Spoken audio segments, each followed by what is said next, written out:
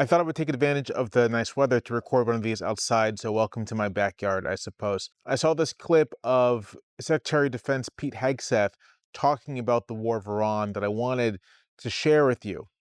Does this put U.S. personnel in any more danger than they otherwise would be? Well, The Russian involvement. No one's putting us in danger. We're putting the other guys in danger. That's our job. So we're not concerned about that. We mitigate it as we need to. Our commanders factor all of this, but the only ones that need to be worried right now are Iranians that think they're going to live. Now, a few days ago, I described the primary motivation of this conflict as being less about any particular strategic goal, and that's because they can't really articulate a particular strategic goal, and more about demonstrating one's masculinity, demonstrating a sense of masculine dominance, using the ability to inflict violence on others as a means to self-actualization. So much of Hegseth's rhetoric as Secretary of Defense is all about this, his obsession with the aesthetics of violence, his obsession with aesthetics, period. The way he makes a huge deal of the way soldiers look, the way they dress, the way they present themselves, above and beyond what is necessary for maintaining discipline, but as sort of the embodiment of a kind of masculine ideal. And the way he ties all of that to the ability of soldiers to commit lethal violence. I mean, the fact that he refers to soldiers as war fighters, he's constantly talking about lethality. We untie the hands of our war fighters to intimidate, demoralize, hunt, and kill the enemies of our country. No more politically correct and overbearing rules of engagement. Just common sense, maximum lethality, and authority for warfighters. Maximum lethality, not tepid legality. Violent effect, not politically correct. We're going to raise up warriors, not just defenders. As if the primary point of the use of military force is simply to kill people and not to achieve strategic and political aims. So this clip really captures all of these things about Hegseth. You'll note first, he doesn't talk about strategic aims. He talks about the war primarily in terms of the ability of the United States to kill people. And you'll note that he doesn't talk about kill members of the regime. He doesn't talk about killing Iranian soldiers. He doesn't talk about killing terrorists. None of the language that one would use or that most American policymakers have used to distinguish civilians from the military targets. No, Hegseth speaks about Iranians. His goal, as he sees it, the point of the war, as he seems to see it, is just to kill Iranians. And victory then would just be killing more Iranians, killing as many Iranians as possible. Which again isn't war. There's a reason why we have laws of war. There's a reason why we have such a thing as a war crime. It's because wars are particular acts that states take to pursue political and strategic goals. The point of war is not actually to kill other people. The point of war is to achieve those objectives. Now, war obviously involves killing people, but gratuitously targeting civilians, for example, killing non-combatants, executing surrendered soldiers, those things are considered violations of the laws of war because they are extraneous. They're not necessary. You don't have to do them to achieve your aims. And much of the goal of international law around war, around long-standing thinking about war, such as just war theory, is to create boundaries for the conduct of war, recognizing that wars are a part of human society, but trying as much as possible not to have them just be wanton violence. Now, it's somewhat in the nature of war that can happen quite easily, and there's no denying that whatsoever.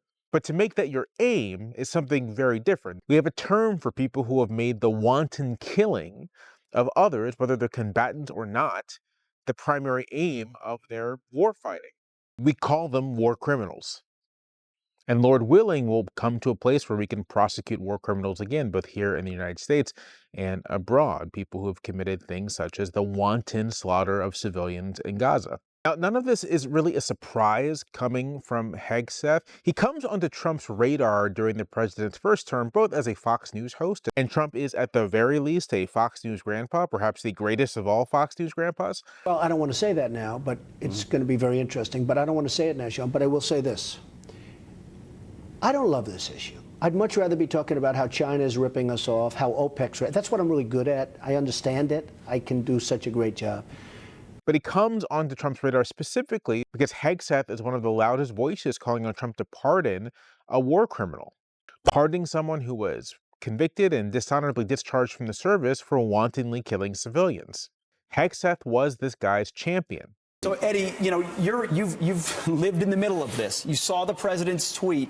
Ultimately, he allowed you to get your rank back. You reported back to duty. And wanted Trump to pardon him, and Trump did pardon him. And the defense secretary has made clear in so many ways that he just doesn't believe in the idea of a war crime. He sees the point of fighting wars is to kill people and kill lots of them, kill as many as possible. And he doesn't perceive any limits on that. He doesn't think that there ought to be any limits on that.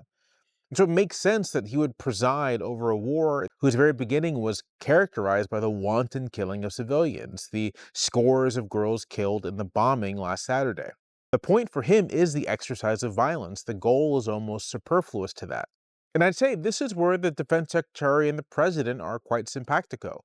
One of the things I found really disturbing about the State of the Union were the ways the president was relishing in lurid descriptions of violence against others, lurid descriptions of injuries to bodies. Her mother, Jacqueline, went home to look for her, and she found her lying dead in a bathtub, bleeding profusely after being stabbed 25 times. Stood up and viciously slashed a knife through her neck and body, one bullet after another. He absorbed 4 agonizing shots, shredding his leg into numerous pieces. It was the thing that obviously excited him and energized him more than anything. And it's clear thus far in Trump's presidency that he does derive real satisfaction, real actualization, you might say, by the exercise of violent force. Neither him nor Hegseth think much about the fact that they are killing people, that these are lives taken away. When asked about casualties, when asked about even American dead, Trump is quite glib about it all, saying that basically, if they die, they die. If he dies, he dies. Violence for him and for his defense secretary are forces that give them meaning. It makes Trump feel tough. It makes Hegseth feel like a man. It's pure solipsism and inability to even recognize the fact that other people exist, and to take seriously what it means to inflict violence on them. You'll read wartime accounts of Lincoln and FDR in particular, and they were racked with guilt in a lot of ways because of the fact that they were sending people to die. They understood that even if it was necessary, it was still something that was quite grave. And you don't see any of that from this president or this defense secretary. And so what does this all mean? What's the upshot of it? I think one of the upshots of this is that this really isn't the end. That both Trump and Hegseth will eagerly use violence whenever they can, eagerly use American military force wherever they can, because they're not thinking in terms of strategic objectives. They're not thinking in terms of political settlements. It's clear that there wasn't much planning for this. They haven't thought much beyond the dropping of the bombs. Some of this is because they're not particularly smart individuals. The truth is, these are not very bright guys, and things got out of hand. But I think a great deal of it is because the point of all of this isn't actually the politics, isn't actually the goal. The point of it is the killing. That they've thrown the world into chaos is almost immaterial. Chaos is a price they'll willingly pay for them to feel like men. As I've been saying in different circumstances, it's all gender. But this does have me quite worried about how they may escalate, because the use of violence in this way functions quite like a drug. You can see it in Trump, the way he's continuously escalated again and again in the use of violence. He's even promising right now to go after Cuba. As we achieve a historic transformation in Venezuela, we're also looking forward to the great change that will soon be coming to Cuba. Cuba's at the end of the line. They're very much at the end of the line. So what comes after that? How does he satisfy this urge? How does Hegseth satisfy this urge? The United States has a lot of destructive power, some of it apocalyptic, and it worries me a great deal to think that the people at the helm of it are obsessed with violence for its own sake.